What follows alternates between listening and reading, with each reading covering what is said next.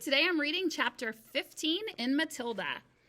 Matilda did not join the rush to get out of the classroom. After the other children had all disappeared, she remained at her desk, quiet and thoughtful. She knew she had to tell somebody about what had happened with the glass. She couldn't possibly keep a gigantic secret like that just bottled up inside of her. What she needed was just one person, one wise and sympathetic grown-up who could help her to understand the meaning of this extraordinary happening. Neither her mother nor her father would be of any use at all, if they believed her story, and it was doubtful that they would. They almost certainly would fail to realize what an astounding event it was that had taken place in the classroom that afternoon. On the spur of the moment, Matilda decided that the one person she would like to confide in was Miss Honey. Matilda and Miss Honey were now the only two left in the classroom. Miss Honey had seated herself at the table and was rifling through some papers. She looked up and said, "Well, Matilda, aren't you going outside with the others?"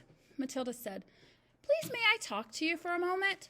"Of course you may. What's troubling you?" "Something very peculiar has happened to me, Miss Honey." Miss Honey became instantly alert. Ever since the two disastrous meetings she had had recently about Matilda, the first with the head mistress and the second with the dreadful Mr. and Mrs. Wormwood, Miss Honey had been thinking a great deal about this child and wondering how she could help her.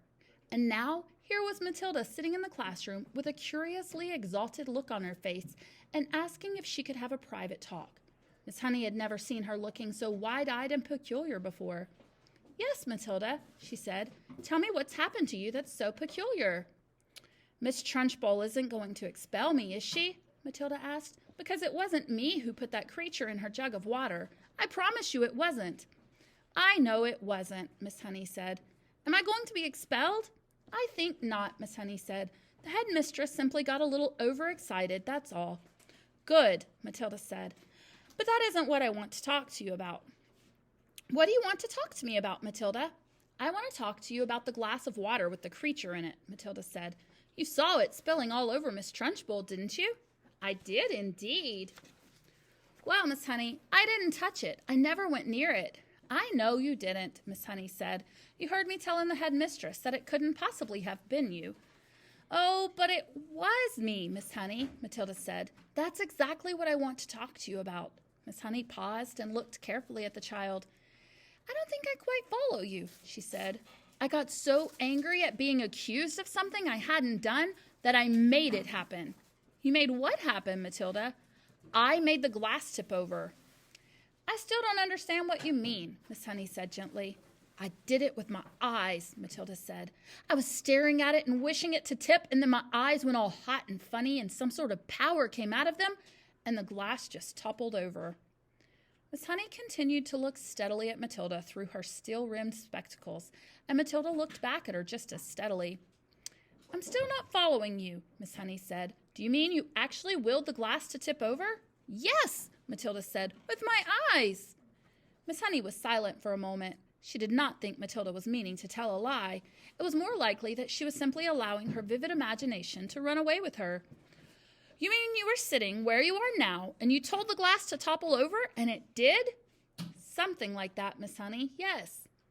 "If you did that, then it's just about the greatest miracle a person has ever performed since the time of Jesus."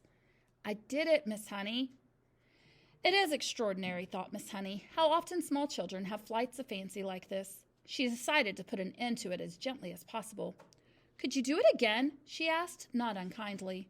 "I don't know," Matilda said, "but I think I might be able to." Miss Honey moved the now empty glass to the middle of the table. "Should I put water in it?" she asked, smiling a little.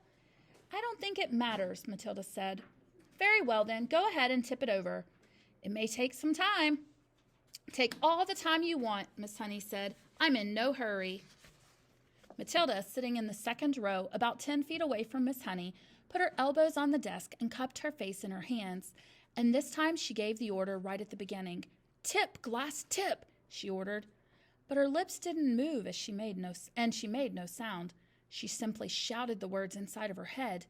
And now she concentrated the whole of her mind and her brain and her will up into her eyes and once again but much more quickly than before. She felt the electricity gathering, and the power was beginning to surge, and the hotness was coming into the eyeballs, and the millions of tiny invisible arms with hands on them were shooting out towards the glass, and without making any sound at all, she kept on shouting inside of her head for the glass to go over. She saw it wobble, then it tilted. Then it toppled right over and fell with a tinkle on the tabletop not 12 inches from Miss Honey's folded arms. Miss Honey's mouth dropped open and her eyes stretched so wide you could see the whites all around. She didn't say a word. She couldn't. The shock of seeing the miracle performed had struck her dumb. She gaped at the glass, leaning well away from it now as though it might be a dangerous thing. Then slowly she lifted head and looked at Matilda. She saw the child white in the face, as white as paper, trembling all over. The eyes glazed, staring straight ahead and seeing nothing.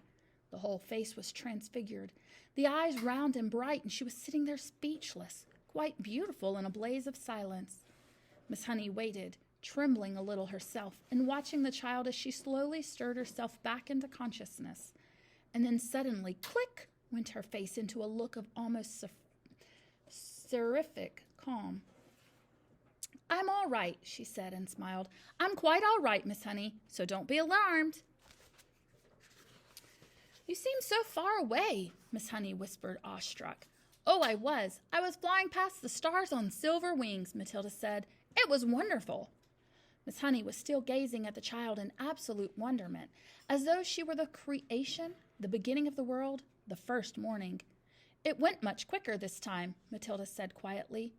"It's not possible," Miss Honey was gasping. "I don't believe it. I simply don't believe it." She closed her eyes and kept them closed for quite a while, and when she opened them again, it seemed as though she had gathered herself together. "Would you like to come back and have tea at my cottage?" she asked. "Oh, I'd love to," Matilda said. "Good. Gather up your things and I'll meet you outside in a couple of minutes. You won't tell anyone about this thing that I did, will you, Miss Honey?" "I wouldn't dream of it," Miss Honey said.